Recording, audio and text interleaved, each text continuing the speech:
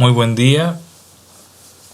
Bienvenidos al curso de Iluminación Central en el Ser Humano, dictado por la Universidad Tecnológica Nacional, sede Rosario. Mi nombre es Gonzalo Cuello, soy Regional Technical Training Manager para la empresa Schroeder. Lo que nos convoca el día de hoy es poder analizar de forma breve lo que son los conceptos básicos de iluminación. Vamos a ver lo que corresponde al watt luminoso, al color, flujo luminoso, la intensidad luminosa, el concepto de iluminancia, la relación entre flujo e iluminancia, la relación entre intensidad luminosa e iluminancia, la definición del concepto de luminancia y por último la relación entre iluminancia y el concepto de luminancia. Primero hay que entender que la luz es medida en ondas electromagnéticas y para poder entender estas ondas electromagnéticas tenemos también que entender que estas ondas poseen una amplitud definida por la letra A, una longitud de onda definida por lambda, una frecuencia y que se desplazan a una cierta velocidad. Yo puedo tener distintas longitudes de onda y distintas frecuencias cuando hablo de la luz. Y eso todo en un espacio de tiempo determinado. Hay que entender que luz entonces podríamos definir como energía y como también cualquier radiación capaz de causar una sensación visual. De todo el espectro de ondas electromagnéticas que existen, desde los rayos gamma hasta las ondas de radio, solo una pequeña parte, que es la que se encuentra en esta zona en blanco, y que es ampliada acá, que va entre los 380 nanómetros y 780 nanómetros, es visible al ojo humano. Nosotros no somos capaces de poder ver rayos ultravioleta o infrarrojos, rayos X o señales de microondas. No somos capaces de ver eso. Nuestro ojo no lo puede ver.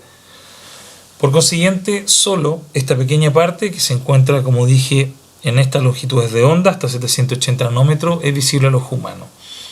Como dice acá, en la medida que yo tengo una longitud de onda más corta, la energía es mayor y si fuese con longitudes de onda más largas, la energía es menor. Hay que entender que la definición de watt luminoso es la máxima cantidad de luz que es posible captar un ojo humano.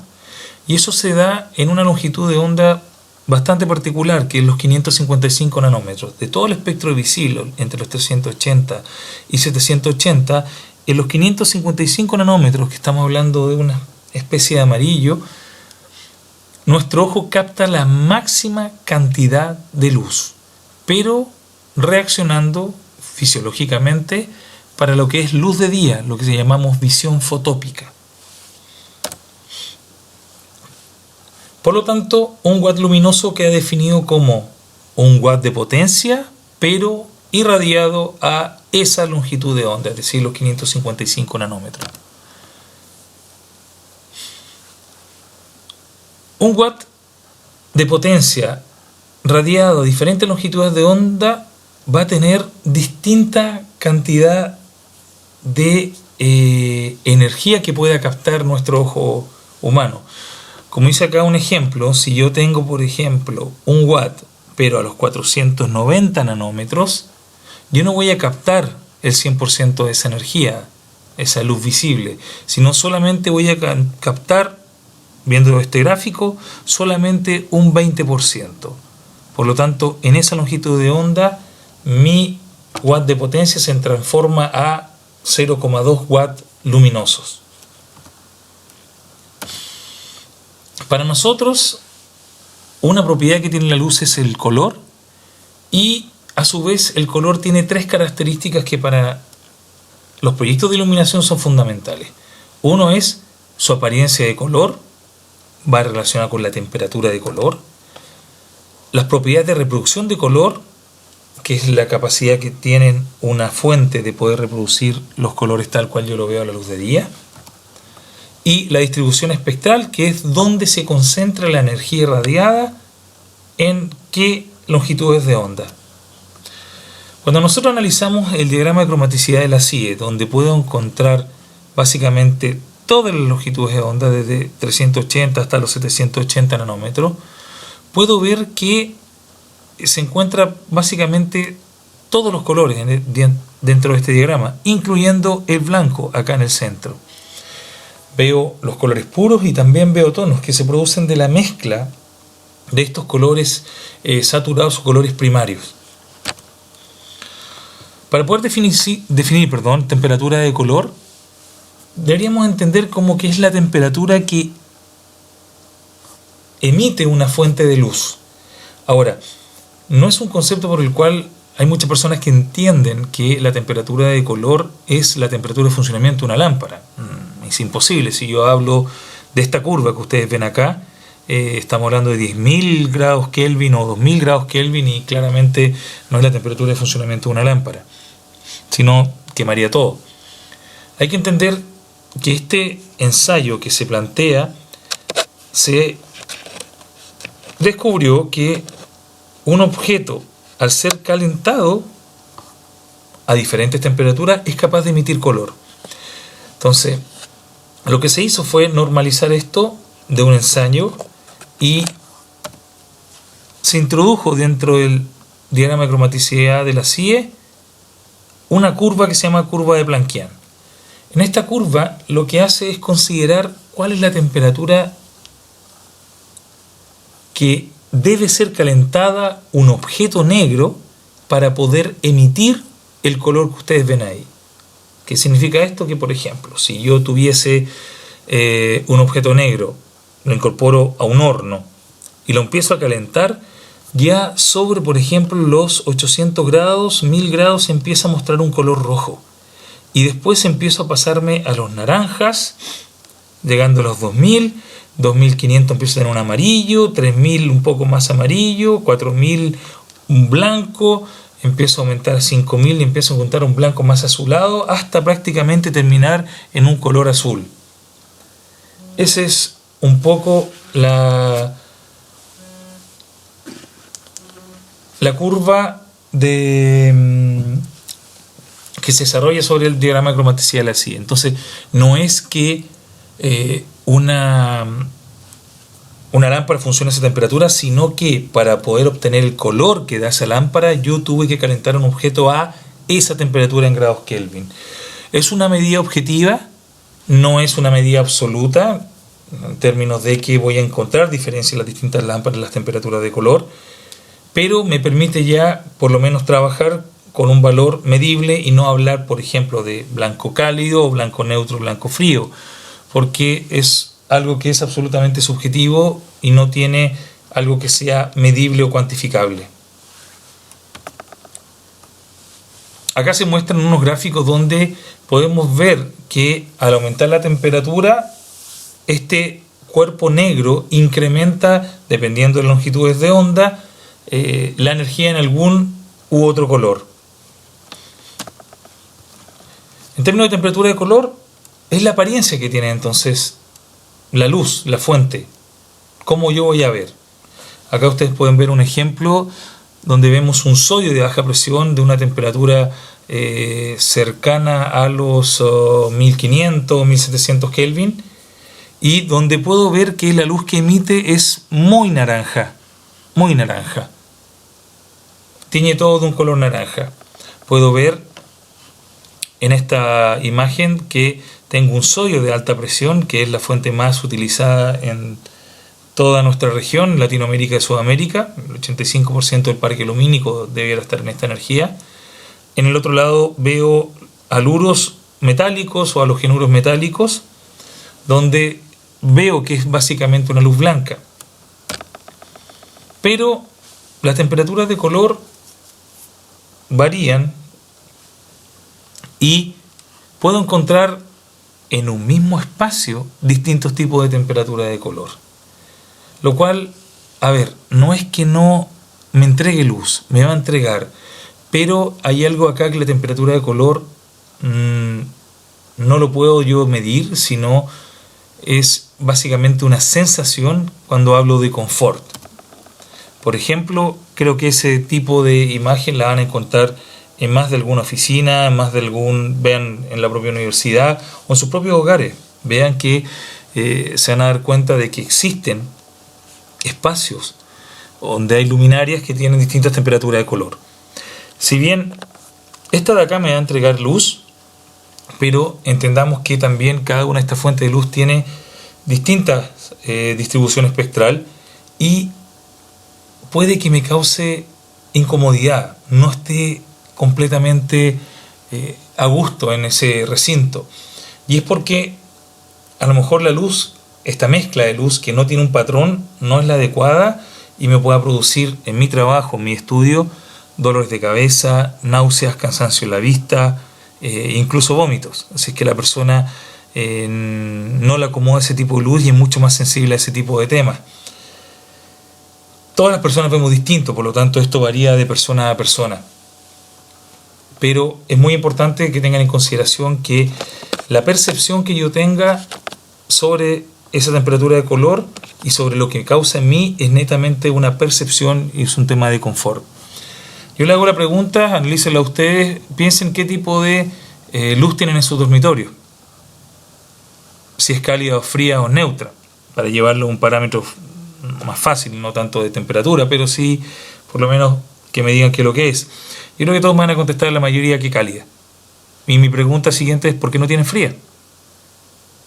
Entonces, analicen eso, lo más probable es que me digan, es que no me gusta, es que me siento raro con ese tipo de luz, porque es como que si fuese de oficina o de hospital. Bueno, es una sensación lo que ustedes perciben. Por lo tanto, para un proyecto de iluminación es muy importante también definir qué tipo de temperatura de color va a tener. Yo no digo que la fría o la cálida o la neutra sea la correcta o sea mejor, sino es que para un tipo de aplicación pueda existir una mejor que otra. Acá podemos ver un espectro en LED de lo que serían las temperaturas de color. Si se dan cuenta, va desde el blanco cálido y paso por el neutro y termino en el blanco frío. Esa es la diferencia que yo voy a ver cuando ilumine algo con esta temperatura. Podemos ver la distribución espectral también del blanco cálido y el blanco frío. En el blanco frío con una concentración mucho más elevada de los azules. Y básicamente lo que puedo ver es esta diferencia. O sea, acá yo puedo entender cuál es la luz que quiero en mi proyecto. ¿Es esta o es esta? ¿Quiero que se vea de esta manera o quiero que se vea de esta otra?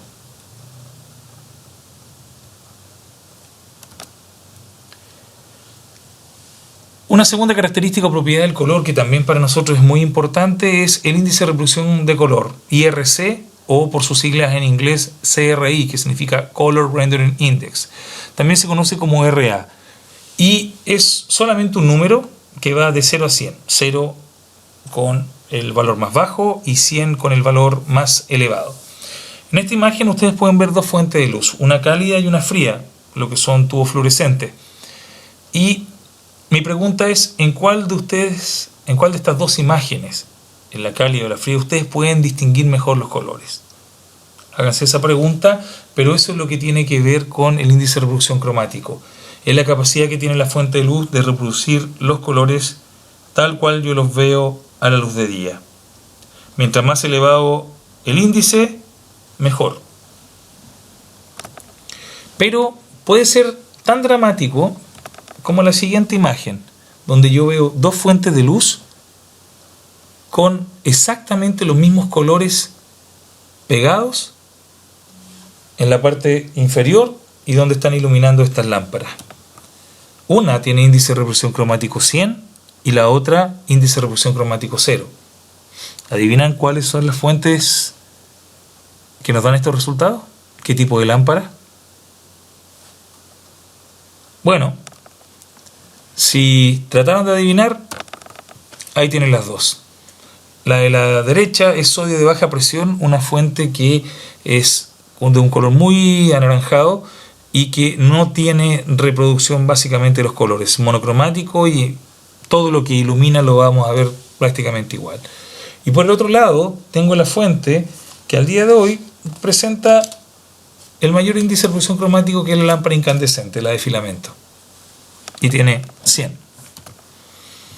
Esta es la diferencia entre lo que es sodio de alta presión, que es lo que es más utilizado en todo nuestro parque lumínico de nuestra región de Latinoamérica y Sudamérica, y al lado puedo ver el LED. El sodio de alta presión no tiene más que, su índice de reproducción cromática no es mayor a 25, el LED es sobre 70. Y aquí me detengo porque existen LED que pueden llegar a 85, incluso un poco más, pero la pregunta que hay que hacer es si es que necesito más. ¿Por qué?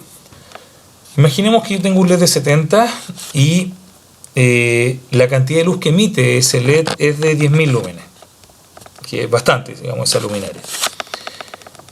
Si yo quisiera aumentar mi índice de reproducción cromático a 90, en esa misma cantidad de puntos yo le voy a restar porcentaje de luz que emite esa fuente de flujo lumínico. Es decir, si yo quisiera el LED 90 de IRC, esos 10.000 lúmenes ya no son 10.000, se transforman a 8.000.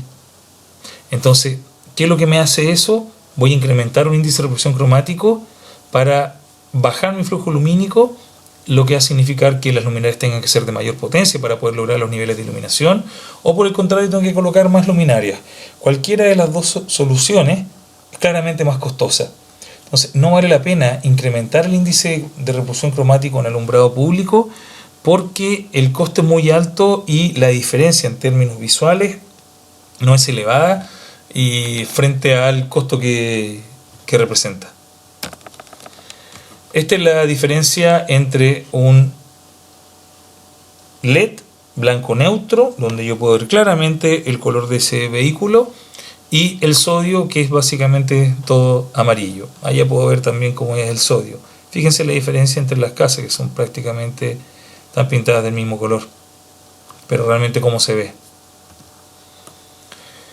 La tercera característica o propiedad es lo que se llama distribución espectral. La distribución espectral es por definición en qué longitudes de onda esta energía que está recibiendo la lámpara se transforma en luz. Entonces, en un sodio de alta presión yo puedo ver que básicamente toda la energía se concentra en los amarillos y en los rojos, naranja y rojo.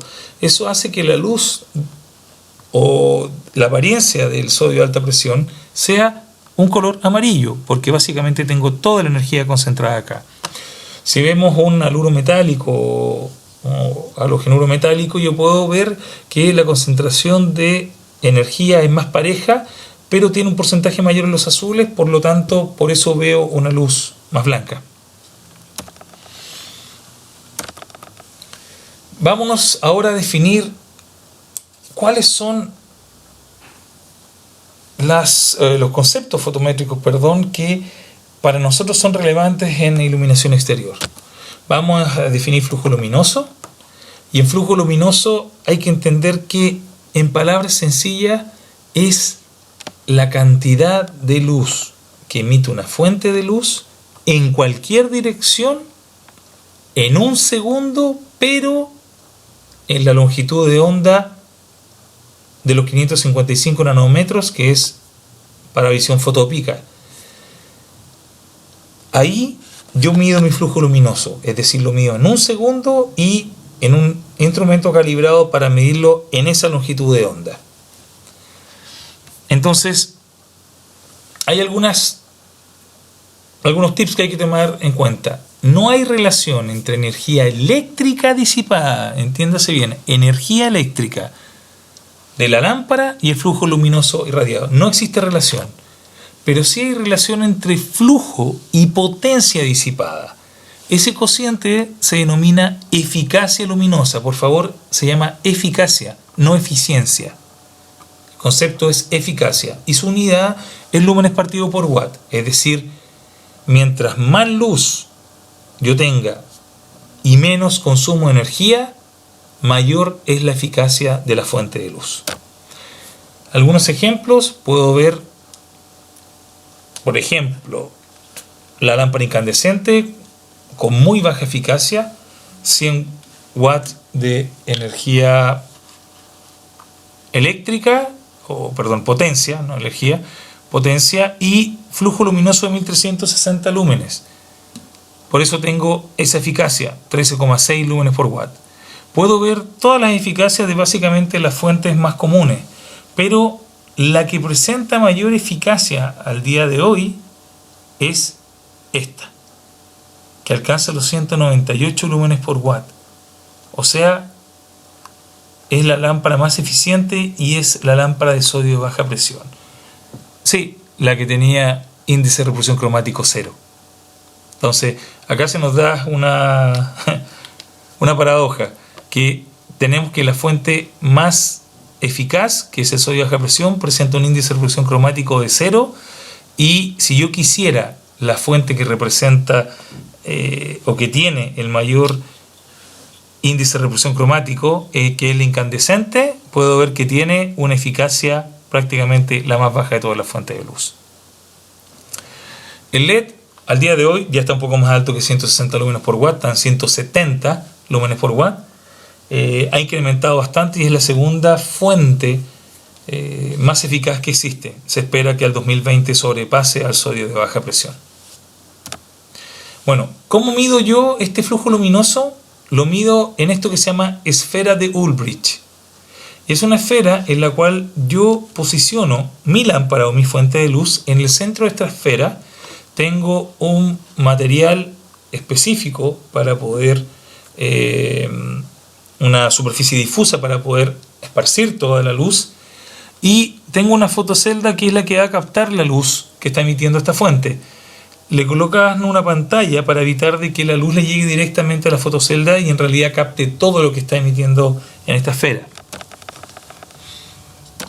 Segundo concepto de intensidad luminosa.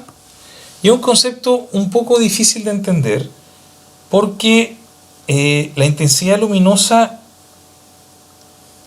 nos habla de qué es el flujo luminoso en una dirección específica, pero en un ángulo sólido. Y ese ángulo sólido es un concepto difícil de entender. ¿Por qué?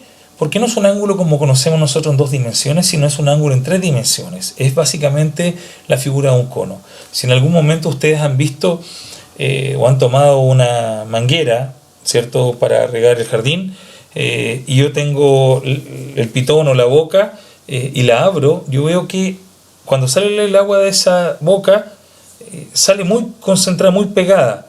Pero a medida que se aleja esa boca se empieza a esparcir y básicamente lo veo como un cono, y ese cono es lo que denominamos ángulo sólido. Por lo tanto, la unidad de medida de intensidad luminosa queda definida por una candela, y una candela es flujo partido por un esteroradián. El esteroradián es una unidad de área, pero no de una superficie regular como nosotros conocemos, un rectángulo, un cuadrado, sino es de una esfera, y es prácticamente como si fuese una cáscara de naranja. Es decir, yo debo considerar este cono como llega una cáscara de naranja, y eso se define como esteroradián. Pero al final, una candela no es otra cosa que unidad de luz partido por área. Es importante decir que la intensidad luminosa no depende de la distancia. Y aquí es donde cuesta entender esto, porque normalmente la intensidad la relacionan inmediatamente como a qué altura va montada la luminaria para que pueda emitir o saber los niveles de iluminación. No, la intensidad luminosa no depende. Les doy un ejemplo fácil de entender. Ustedes pueden ver las estrellas en la noche, y las estrellas están a millones de años luz, pero ustedes las pueden ver, y es porque su intensidad, ustedes captan su intensidad, y eso no depende de la distancia. La intensidad luminosa se mide en esto que llamamos fotogoniómetro o goniómetro, y consta en que la luminaria se fija y yo tengo un espejo que está girando básicamente en 360 grados alrededor de la luminaria para poder aislar cada uno de los ángulos en los cuales emite luz una fuente o una luminaria. Nos vamos al concepto de iluminancia. La iluminancia es una relación entre el flujo incidente de una superficie y el área de esa superficie. Entonces, volvemos atrás. A ver, iluminancia me dice flujo partido por área. Flujo partido por área. Si recuerdan, intensidad también era flujo partido por área, pero el área era un área bien especial, era el esteroradián. Acá el área es, por definición, 1 metro cuadrado. Y esa relación entre un lumen y 1 metro cuadrado se denomina lux. Es decir, por favor, cuando digan van a medir, no digan van a medir los lux. Digan voy a medir iluminancia, que es el concepto. Lux es la unidad de medida. Hay algunos ejemplos de valores de iluminancia para que puedan ver. Una calle entre 5 a 10 lux, una carretera entre 15 y 30, una rotonda, un óvalo, que es un lugar, denominamos zona conflictiva porque se producen muchas cosas, entre 30 y 40 lux, una cancha entre 100 y 800 lux, la oficina entre 300 y 500, una entrada de un túnel entre 2000 y 3000 y un día soleado tiene entre 80.000 a 100.000 lux. ¿Cómo mido yo esto? La iluminancia la mido con un medidor de iluminancia o luxómetro y que está calibrado de acuerdo a la sensibilidad de nuestro ojo para visión fotópica. Hay un concepto que no es menor, que es el de uniformidad. Y en este concepto quiero que ustedes vean dos imágenes. Quiero esta y la siguiente, que es esta que les estoy mostrando ahora. En cuál, pensando solo en la parte central, en esta parte de esa imagen y de esta, en cuál ustedes creen o perciben que hay una mejor iluminación. ¿Lo pensaron bien? Ok. Imagino que la gran mayoría contestó que en esta. ¿Por qué? Me van a contestar porque se ve más parejo, se ve más uniforme. Acá se me produce un efecto entre luz-sombra que se denomina efecto cebra. A ver, si yo les cuento que fuimos a hacer mediciones de iluminancia y cuando analizo los datos veo que existen una mínima de 3,4 lux, una media, que es una media aritmética, es decir, yo no mido en un solo punto, mido en varios puntos. Hago una malla en calles y utilizo una malla de a lo menos 30 puntos entre poste y poste, o entre columna y columna. Entonces, yo hago una media aritmética, sumo todos los valores de los puntos y lo divido por la cantidad de puntos y eso me da, en este caso, 36,16. La máxima, que es bastante elevada, 151 lux. Y la uniformidad es un cociente entre la mínima y la media, es decir, mínima dividido por media me da ese valor. Entonces puedo ver de que tengo una uniformidad muy baja y valores muy altos de iluminancia, por ejemplo, en la máxima. Las imágenes que supongo que ustedes escogieron, miren los valores. Tengo 5, en el anterior eran 3, es un poco más. De media tengo 10, no 36. O sea, 3 veces menos. De máxima tengo 21, no 151. O sea, 8 veces menos el valor. Y de uniformidad, la otra tenía 9% y acá tengo 52. Entonces, es este valor, el de uniformidad, el que me permite apreciar de que este lugar tiene una mejor iluminación a pesar de que sus niveles son, en términos de iluminancia, bastante más bajos que el ejemplo anterior. Es por eso que es un error especificar por potencia. Es error especificar, yo quiero una lámpara de reemplazo de esta luminaria, si antes eran 250 en sodio, ahora la quiero en 120 en LED. No hay relación. Lo mismo por flujo lumínico. Lo que yo debo especificar son niveles de iluminación a piso para poder medirlos y después poder elegir el que presenta el mejor consumo o menor consumo de energía y que me signifique también ahorro para mí. Acá hay dos ejemplos con valores de uniformidad. Pueden ver una lámpara de sodio de alta presión, una luminaria de sodio de alta presión, donde básicamente no veo ningún efecto cebra, y acá en la luminaria LED veo claramente el efecto cebra que se produce. Ambas fotos no son de nuestros productos, sino son de otros productos, Pero una de las cosas que llama más la atención en este ejemplo, donde se me produce el efecto cebra, es que la distancia entre poste o columnas es solo de 20 metros. Normalmente uno en una instalación de alumbrado público encuentra 35 o 40 metros como promedio, no 20. Entonces, que esta luminaria que tenía más de 100 LED a 20 metros de ese resultado es porque claramente la fotometría no es la adecuada. Existe una relación entre flujo luminoso y el valor de iluminancia, y esa relación viene dada por esta fórmula, es decir, la iluminancia promedio va a ser igual al flujo incidente dividido por esa área donde yo estoy haciendo incidir esa luz.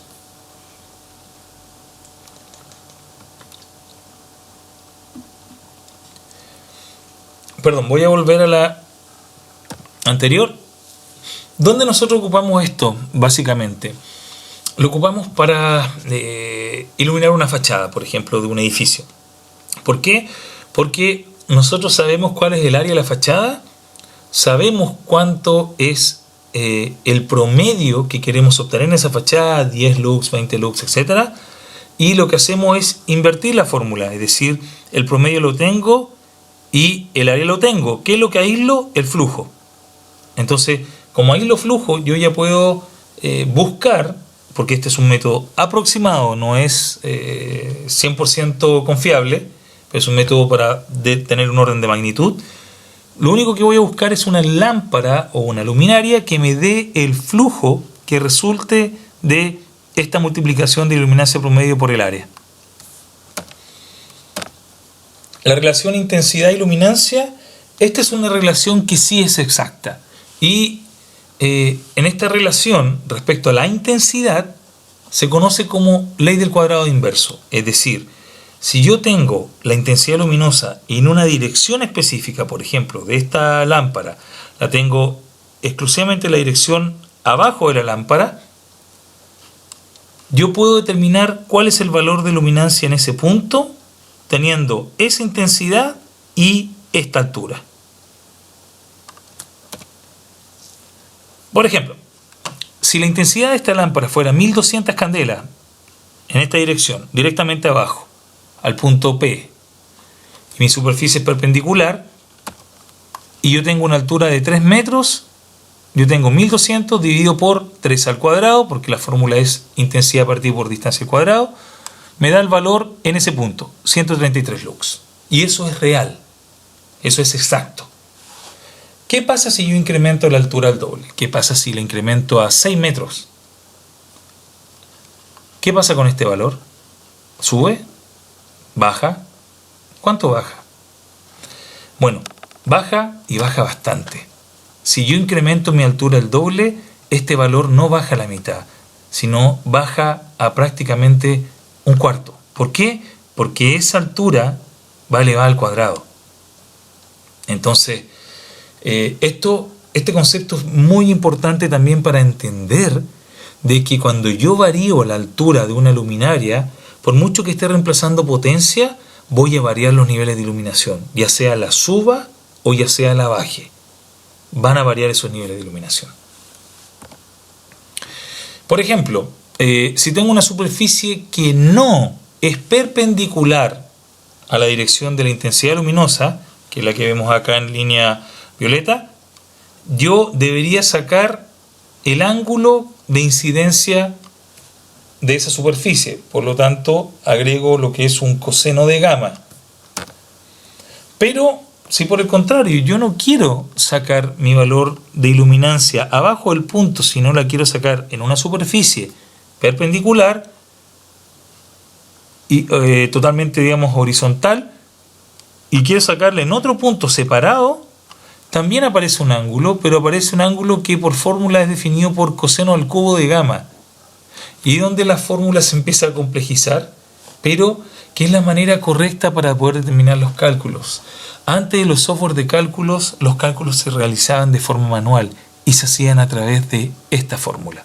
Una vez que yo tenía las tablas de intensidades, podía definir cuánto iba a ser la intensidad en algunos determinados puntos, y en esos puntos aplicaba el valor de fórmula para poder obtener cuál iba a ser el valor que me iba a dar en cada uno de los puntos de la malla del espacio que yo deseo iluminar.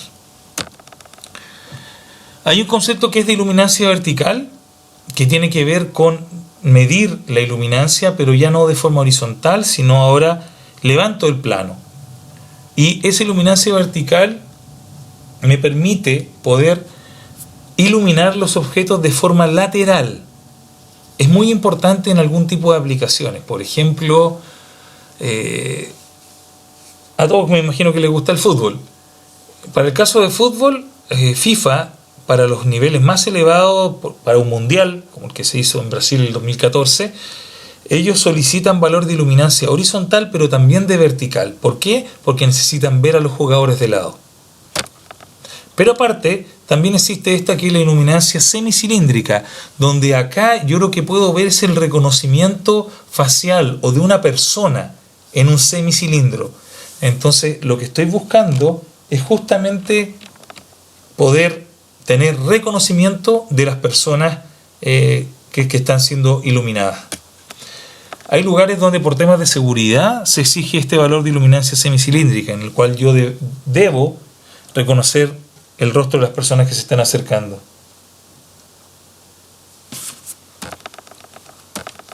El último concepto es el de luminancia, y este concepto, para entenderlo, tengo que entender de que yo no estoy midiendo ahora la luz que está cayendo directamente desde la fuente de luz, sino voy a captar la luz que emite una fuente pero reflejada en una superficie. Hay que entender siempre que una fuente de luz o una luminaria debe tener una superficie donde ser reflejada para que pueda iluminar, si no, no ilumina absolutamente nada. Como tengo esta superficie, este concepto nació principalmente para los vehículos, porque yo vengo a una velocidad de desplazamiento, por lo tanto el observador que está mirando a este punto se encuentra aproximadamente a 60 metros de distancia del punto, y es porque vengo a una cierta velocidad, y a mí lo que me importa no es ver abajo del auto, sino más adelante por la velocidad de desplazamiento. Y lo que me interesa ver no es la luz que viene de arriba, sino es cómo la luz se refleja en ese pavimento, en esa calzada. En este concepto es muy importante ahora el material de esa superficie o esa calzada. Yo puedo sacar valores de luminancia de la fuente de luz reflejada en una superficie o de la misma fuente de luz. Dice, ¿cómo de la misma fuente de luz? Sí, yo puedo, por ejemplo, medir la luminancia de la pantalla de sus laptops, de sus computadoras portátiles. Puedo medir la luminancia de una pantalla LED, de televisión. O puedo medir la luminancia de una lámpara. Y la puedo medir. Porque lo que mido, entiendan luminancia, lo voy a decir en palabras sencillas, a lo mejor no es el concepto más adecuado, pero sí para que lo puedan entender, es el brillo que genera. Entonces, si hay un brillo que genera una superficie, lo puedo medir. Ahora, también es importante que entiendan que superficies con diferentes propiedades de reflexión van a tener valores de iluminancia iguales, pero distintas luminancias. Me explico. Si yo tengo una luz de una lámpara y veo que abajo de la lámpara me está entregando 40 lux, esos 40 lux van a ser iguales independiente que debajo de mi luxómetro exista madera, pavimento, concreto, asfalto, cerámica, indistinto, van a ser siempre 40 lux, porque la iluminancia no considera la superficie. Pero si yo voy a medir luminancia, mis valores van a cambiar porque cada una de esas superficies que acabo de mencionar tiene un coeficiente de reflexión distinto. Por lo tanto, todas pueden tener la misma iluminancia, es decir, 40 lux, pero valores de luminancia absolutamente distintos. Ejemplos prácticos, orden de magnitud. Por ejemplo, una superficie, una carretera bajo una luz de 30 lux son aproximadamente 2 candelas por metro cuadrado. Aquí lo que yo estoy midiendo es la luz reflejada en esa superficie. Pero acá yo estoy midiendo la superficie propiamente tal. Estoy apuntando a la fuente de luz.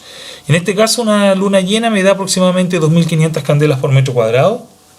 Una lámpara fluorescente de los tubos me da entre 5.000 a 15.000 dependiendo de su potencia.